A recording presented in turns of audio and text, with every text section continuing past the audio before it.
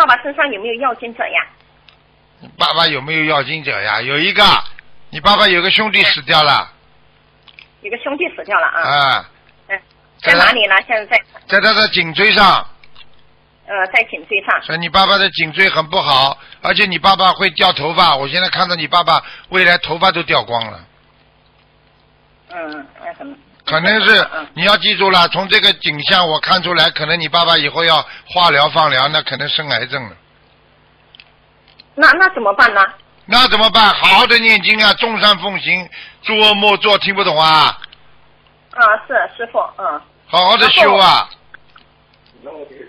然后他咳嗽很厉害的，他因为他肺部还有肺部，他那个喉咙啊很烧，经常烧得很心慌。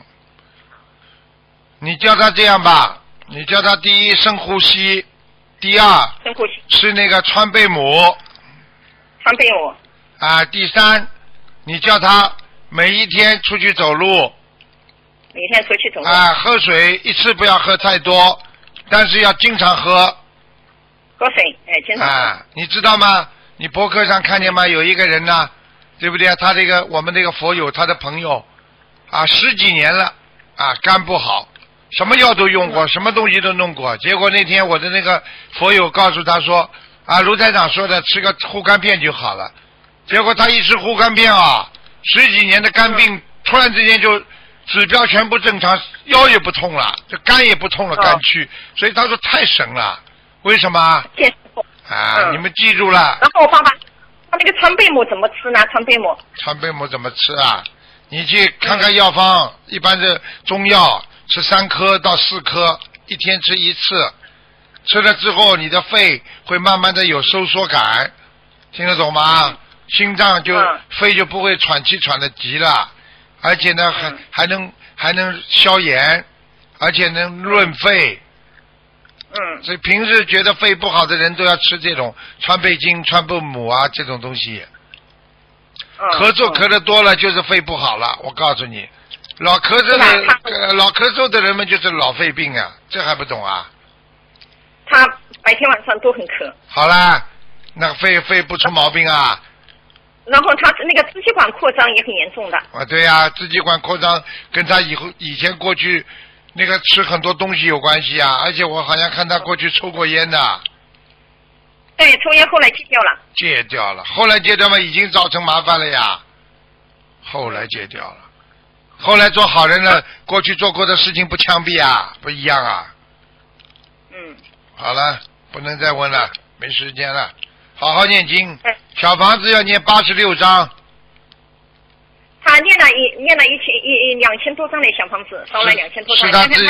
是他自己念的不啦？有机缘的，他自己有念的，还有机缘的。要当心了，我告诉你们记住了，结缘的，情愿跟佛友结缘，跟佛友借。我告诉你，听得懂吗？是跟佛友结缘的。就是佛友结缘。佛友结缘，这是最好的方法。所以平时要广结善缘嘛。你对人家好，人家念小房子肯送给你否则人家怎么送给你明白了吗？他烧的那小房子质量好吗？他是跟佛友结缘的小房子。佛友结缘，我告诉你，有时候还是蛮好的。你如果一动到经济上了，你这个小房子质量不一定好，因为为了经济，很多人就不好好念了，听得懂吗？为了经济好了，不能再问了，不能给你时间太多了，再见了。好了。然后师傅，你麻烦你再帮我看一下我妈妈她帮我看一下我妈妈的图腾。不能看了，没时间，只能看一个了，时间太长了。好了，下次吧，再见。还有师傅，他那个身上的药精子你看他身上有药精子，看怎么操作给他念呢？刚刚已经把这小房子都开出来了，86章。好吗？86章。好好念经。好了，再见了。